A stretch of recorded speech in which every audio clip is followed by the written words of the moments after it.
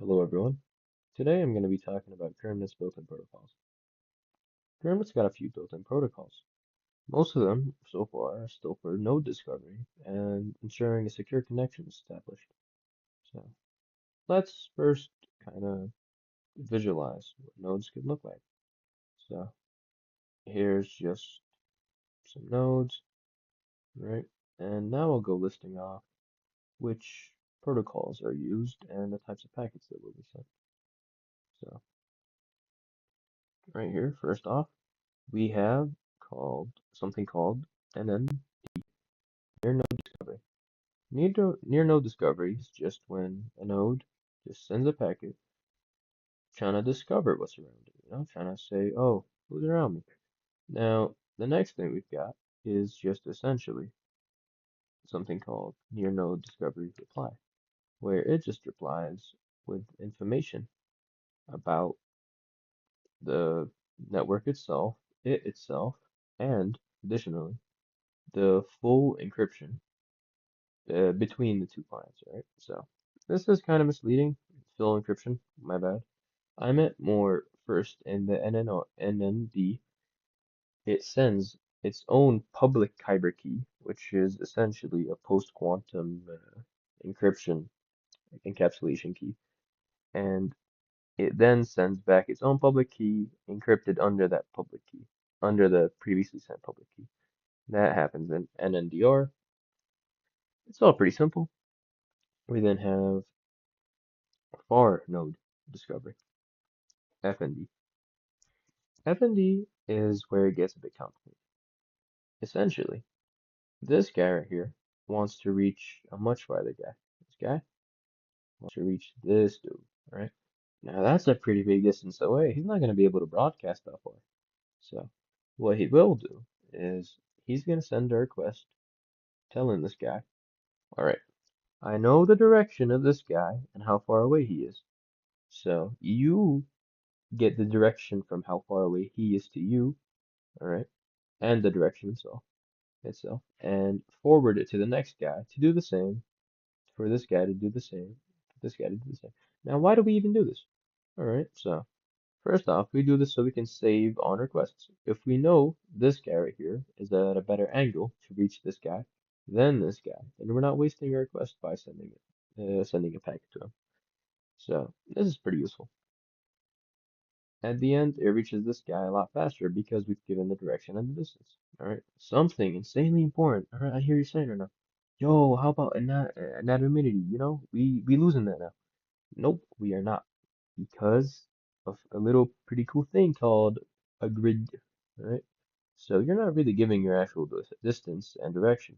You're giving your distance and direction on a grid where you could be 600 meters from the closest point. Right, so you just tell this guy, all right, I'm here, right here on this grid point, and my direction and distance to this guy is this much. Now you extrapolate it on your own grid and do the same thing for the next guy. So you just put it here, and then this guy puts on his own closest point on the grid, which would be this, I guess. Telling this guy to do the same, this guy to do the same, and what was it? Wanted to reach this guy? Yeah, pretty sure we wanted to reach this guy. So essentially, that's what occurs. This is insanely useful for anonymity, right? Another thing is not only are we doing this, all right, and it's like just keeping anonymity in it, all right, we also don't have to be the client, all right? In any of the nodes, all right, they don't have to see that we're the client. They just have to send it in the opposite direction. In reality, no, they're not using the directions formula anymore. They're just sending it back on a connection number.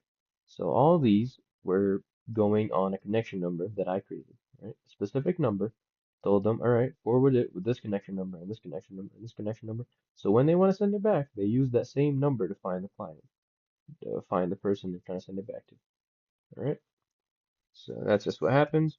It gets sent back to that main guy eventually, and boom, you have far network discovery. Pretty cool. It took a while to think up. I'm explaining it pretty quickly, but honestly, doesn't matter. All right. Forward network discovery no, far node discovery abrupt, all right? This is when an abrupt change happens to the rhythm, where instead of it keeping going and keeping being forwarded, right, it just stops, because eventually, one of the nodes is like, yo, you're trying to, like, this guy's trying to talk to this guy, right? He says, yo, you're trying to get to this guy right here? I know him. I've talked to him before. You know what? Let me tell you how you could get to him without sending any extra requests, all right? And that's it. Boom. So first, all right, you got to go through me, right? You got to go through this guy, this guy, this guy, and boom, there you go. Yeah, the guy. And this saves, like, in this situation, one, two, three, four firm requests. And yeah, that's insanely useful. So this also saves on latency because you can find the guy a lot quicker. A pretty cool thing is, let's say you do have a situation like this, all right? This guy, all right, has previously communicated with this guy, right? And he has that knowledge stored. So if this guy wanted, or let's say this guy was trying to find the same guy, he would talk to him and he'd tell him, yeah, I've talked to him before. And he just route him to him. And boom, there you have it. Pretty cool. So this is all the simple stuff so far. Now we have slightly more complicated stuff, which is forwarding data, right? This uses the exact same algorithm as the Tor routing scheme, where it packs it in layers of encryption, and on each single step, each single node, it gets decrypted layer by layer, right? So let's say, you want to get from this guy, to this guy, to then this guy, then this guy. You're gonna have to do one, two, three, four layers of encryption, all right? Four layers, and then you got the data. All right, so pretty cool. Pretty important. Now, now let's actually get into the details. All right, I've been explaining it pretty simply. I hope you've understood what I've said so far. But now we're gonna get into the fine details. All right. So let's start with near node discovery. All right. Now I'm gonna talk in bytes and like the actual stuff. Right. So just be Uh, first, in near node discovery, you send the actual protocol number. Right? For near node discovery, it's 0. This is usually a U16, or not usually, it is a U16, which means there's 65,000 possible protocols that can be written later on. So far, it's only 5, or 6, an additional one, but that doesn't have to talk. We don't have to talk about it today. So in this case, it gives 0. All right. You would then also have the what's it called? You would have a few booleans. All right. First boolean. It's essentially saying which encryption algorithm you want to use for when you send it to the guy, right? Uh, there's either Kyber or there is byte.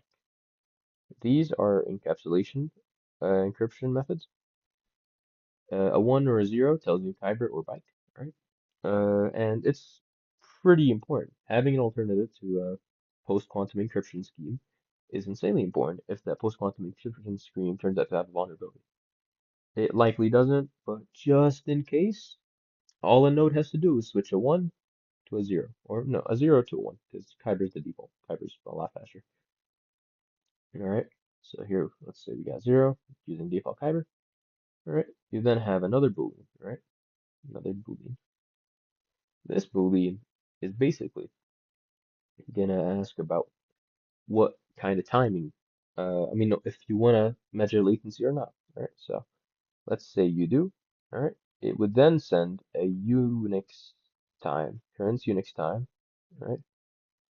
And it would get it. It could just see, okay, it took this long to reach me, therefore the latency is this much. Insanely useful to have, all right? And let's say you want it 0, so we don't have that option. All right, another Boolean. Yeah, 3 Booleans, a lot, I know. Let's say okay, so this Boolean is essentially gonna differentiate which signature type we're gonna use. So we're either gonna use dilithium or Sphinx. I'm not like writing them right because I'm drawing them, but yeah, dilithium is better and a lot faster. So that is the default, but in case it ever has vulnerability, it'll switch to Sphinx. Pretty useful. So here now, okay, we usually would have the Unix time, but we removed it. So here it would just be the signature, and then it would be the CRC, which is basically, it's kind of like a checksum. It's basically checking if all the nodes were sent right. If a small amount of, I mean, all the bits were sent right, small amount of bits are wrong, it can fix some of them. Yeah, that's about it. Pretty good so far. Yeah, all right. So now let's talk about the node, the near node discover read reply. All right, still U16. In this case, it's not 0. In this case, it would be a 1. All right, because this is the second protocol. The third protocol would be 2, fourth, 3, fifth. Yeah, you can get, yeah, you get the pattern. So near node discovery reply. This guy just sent all the information I just talked about. All right, and this guy sends back the information, and some of it has to be encrypted. All right, so what he sends back is essentially U16. All right, he then sends the MAC address that this guy shall be referred to as. He then sends, okay, in reality, it's not a MAC address, it is a U16, but you can think of it the same way how routers think of clients using MAC addresses. But it is just a U16. You're not going to have more than 65,000 clients connecting to one node. So a U16 covers, every situation. Yeah. This would only be used for the near node communication, like this guy to this guy, this guy to this guy. And for each node one is connected to, they would have a different identification address of them.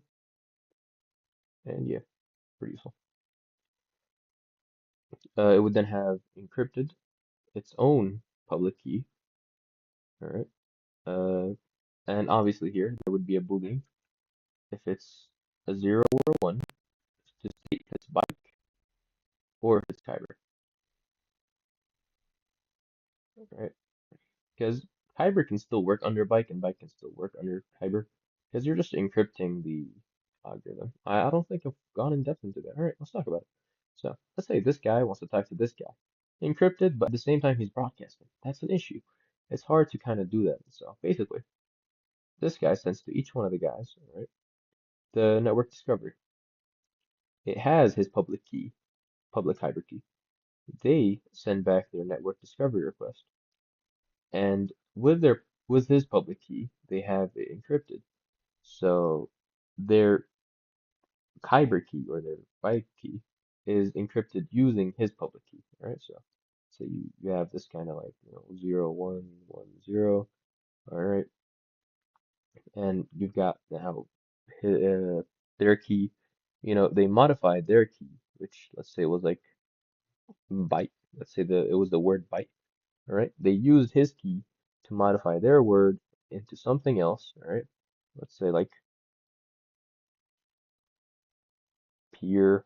All right, now he actually has a private key where he can decode his own public key. No one else has the private his private key, therefore no one else can decode his public key. All right, so he can decode this in order to get byte,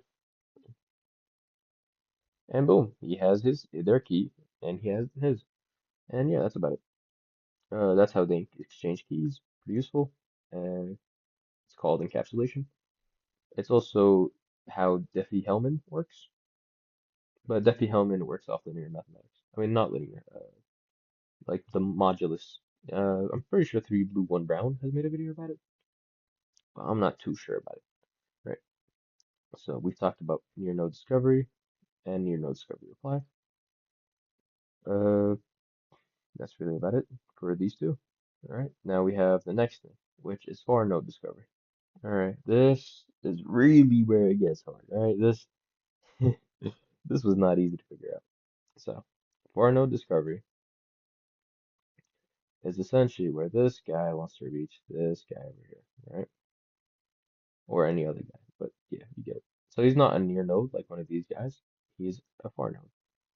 So first, this guy sends a request to this guy. All right. So let's see what's in the request. All right. First, use U16 like always. This is the 2 because it's the third packet type. It then has a MAC address, okay, which is really the U16, but I call it MAC address because I got used to calling it that in networking. Uh, it just, yeah, so MAC address, this is just so these guys know, okay, this isn't for me. I shouldn't try to read it. I'll just waste resources because the next part is encrypted, all right? So this part right here just gives the information to reach the, oh, gives it a vector. That's basically what it is. A vector. It knows, oh, go from right here to the guy. All right, so it applies it on its own new position. All right, after it takes this and makes its own request that it sends, like exactly the same format as this. All right, there's a to and a from signature though. The from signature is changed to the guy that just sent it. So let's say this, okay, from here to this guy. All right, from here to this guy. But as soon as it gets sent to this guy, it's now from here to this guy. When it gets sent to this guy, from here to this guy, and until it reaches the guy. All right. So that's really about it. There's probably an extra bool in there, but that probably doesn't matter much. So basically, it does that. And the really cool thing about this is this guy right here has no idea if this guy right here behind him is forwarding the request of another guy, right? Or if he's actually the client, which really restricts the amount of info the node has. Insanely useful. So, say it gets to this guy, all right, that's good and all. He now sends back, okay, far node discovery abrupt, right? Abrupt because it ends abruptly, because sometimes it doesn't need to reach the full guy, it could reach this guy, which knows him, right? And this guy right here. He reaches this guy. He knows him. He's like, okay, this is the next node. I don't need to send you the reply. And there you go. You don't need to. He doesn't need to send the request to this guy because he knows he's directly connected to him. He just sends back this, and here, and this guy's still thinking that this guy is probably gonna forward it to another guy, even though he won't. So pretty cool. All right. Now the logic behind this and how it works. All right. So we explained far node discovery. All right. But we forgot one part. Something called a connection number. All right, so connection number is insanely useful. So this basically tells you if it's gonna keep going or not. Right? So this guy right here, as soon as he makes this request to get to the far guy, he would have an outbound connection number. Right? Let's say it was 331. It could be up to size, I think like 18 septillion or something. So let's say just 331, pure luck, small number, doesn't matter. Right? 331, he would forward 331 to the next guy. Right? And this guy would also get 331, and it would keep going until it reaches the final guy. And then these guys will know, okay, these guys have an outbound 331. Let me send it back, let them send it back, and let this guy send it back to the final guy.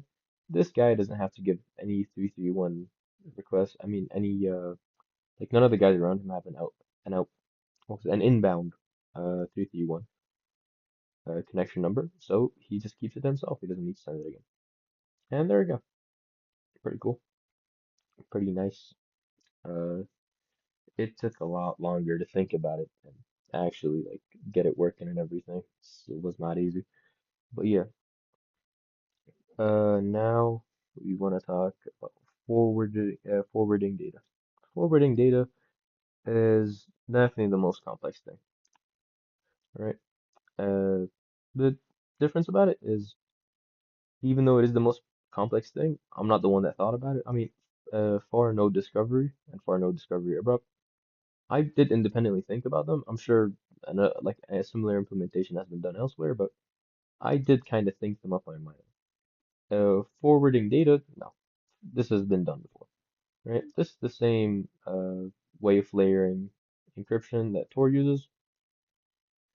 So now let's actually delve into what the actual packets look like.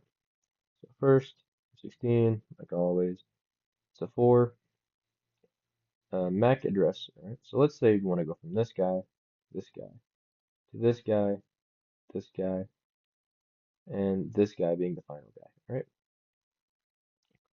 So what happens on the way, right? And what does the data look like to actually get there, right? Pretty simple. Going from this guy to this guy right here, you'd have this protocol. You'd have the MAC address of the first guy you're sending. Let's say it was 213. MAC address again being a U16, not an actual MAC address, not the same format. Doesn't matter much, but it's just so we have some clarity, right? Then here, encryption, right? This right here is public, right? So this like the protocol and the MAC address public, right? It gets sent to this guy too. He knows, oh, it's not my MAC address, so I'm not gonna deal with it, so I don't waste encryption or like whatnot. Don't waste like anything, because I'm not gonna be able to decrypt this, right? So this just saves computation, increases the efficiency of the system. So yeah, this guy, he has a Kyber key shared with this guy already, right? And in case I haven't mentioned before, Kyber key exchanges have to have happened with everyone on the way, or else this does not work. This is extremely important. This guy must have a Kyber key with this guy. This guy must have a Kyber key with Kyber key shared with this guy. You have to have it shared, or else it doesn't work. All right. Insanely important as a start. You'd have to have known this in order to done the forwarding data. All right. So this is now the first layer encryption, where this guy has your has the ability to decrypt. All right. He then decrypts this. All right, and gets the number of the next node you should send to. All right. So here he would have another thing. 4. Here he'd have a signature. Here, a signature of the next guy. So sig. He would of course interpret this into his own new packet, where he turns it into the MAC address. Let's say it's like 214. Protocol is still 4. He does this again, and it keeps looping basically. I'll keep writing it out a bit so you can kind of get a general pattern. All right, let's say it went to okay guy with the what's this? Oh no, this is just this thing. All right, protocol 4 signature. Now this guy wants to forward it to this guy first. All right. Forget that before I go redo it to this guy. Let's make it forward to this guy first. All right. So forwards to this guy. So now we have the signature of this guy. All right, which then again gets interpreted into being the MAC address. All right, assume MAC address like 231.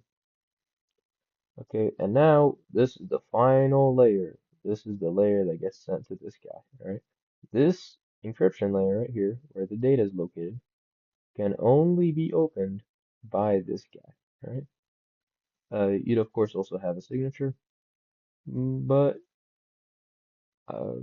no, it is better to have a signature, of course. Yeah, okay, you'd have a signature too, included with data. Of course, all of these have CRC in them, in case I haven't mentioned that. So it checks the bytes, makes sure everything's good. All right, error corrects a bit. So in the end, the data has gone to this. The shells of encryption or layers, right, got peeled off by each one going to it. All right, this is exactly how Tor does it. It's insanely useful. This way, this node, okay, only knows you and the node it's sending to, and that's all. No more data. That is it. This guy knows he's sending to this guy, and sending to, and getting from this guy and sending to this guy. This guy knows he's sending to this guy, getting from this guy. They do not know that you're the real client, all right? And neither does this guy even know that. That's the cool thing. For all this guy knows, that the real client might be behind you, or it might be behind him. Really, he might be the client. No, okay, he'd never be the client. Okay, doesn't matter. So, extremely useful. It does add a bit of latency with the encryption, but Kyber, especially Kyber 512, is still pretty fast, so you'd still be good. All right. Tor does this with Diffie-Hellman key exchange, but Diffie-Hellman is not quantum resistant, so Kyber's better for it. And yeah, that's really about all. This video took a while. I had to re-record it a lot and all that, but yeah, thank you for your time. Have a good night.